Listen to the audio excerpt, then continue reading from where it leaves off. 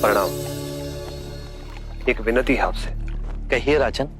पिछले कई दिनों से मेरे स्वप्न में मेरे पिताश्री आ रहे हैं। मैंने ब्राह्मणों से भी इसका अर्थ पूछा तो उनका कहना था कि तुम्हारे पिताश्री को शांति नहीं मिली, उनके लिए पूजा करनी हो, यज्ञ संपन्न करना होगा। आप तो परम ज्ञान का स्वरूप है, तो विनती है आपसे कि पूजा विधि आप ही के हाथों से हो, जो मेरे पिताश्री तक पहुंचे, उन्हें मुक्ति मिले, जीवन मरण के इस चक्र से वो मोक्ष पाले। अवश्य राजन। आप मिट्टी के 2 घड़े मंगवाइए, एक में घी भरवाइए और एक घड़े में कंकड़ पत्थर भरवाइए,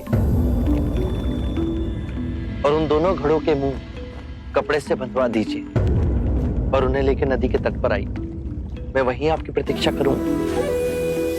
मैं भी इसका प्रबंध करता हूं महाराज।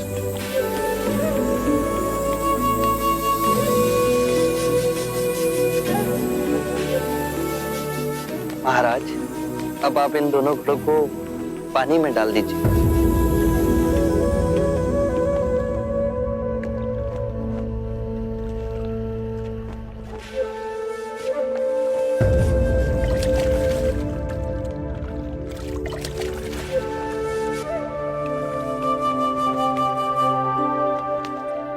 महाराज, अब इन दोनों घड़ों को आप तोड़ दीजिए।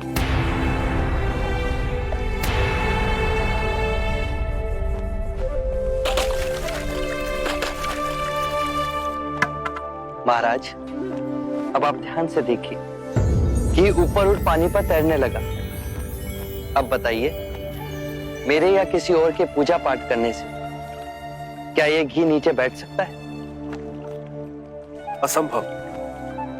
ये तो घी का स्वभाव ही नहीं। सत्य कहा आपने। उसी प्रकार किसी भी पूजा पाठ, विधि विधान, कर्म कांड के द्वारा पानी के अंदर डूबे हुए कंकड़ पत्थर क्या ऊपर आ तैर सकते हैं?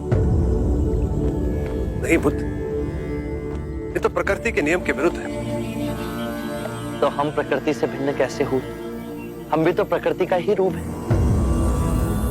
सत्य कहा बुद्ध। एक सत्य ये भी है राजन, यदि हमारे पूर्वजों ने अपने जीवन काल में कंकड़ पत्थर बोए, दुष्कर्म किए, तो वो स्वाभाविक ही कंकड़ पत्थर की तरह नीचे बैठ जाएंगे। और यदि उन्होंने अपने जीवन काल में सत्कर्म किए तो स्वाभाविक ही घी की तरह ऊपर आ तैरने लगेंगे। जो बोएंगे वही काटेंगे। परंतु इस शरीर रूपी जीवन काल में ही नहीं, अपितु इस शरीर रूपी जीवन काल के पश्चात वाली यात्रा में भी हम जैसे कर्म करेंगे वैसा ही फल मिलेगा। अब बताइए, इस प्रकृति के नियम को कोई पूजा पाठ, कर्मकांड, विधि विधान, यज्ञ हवन मिटा सकता है? राजन, मैं भी इसको नहीं बदल सकता। केवल अच्छे कर्म ही मनुष्य की मुक्ति का द्वार खोलेंगे।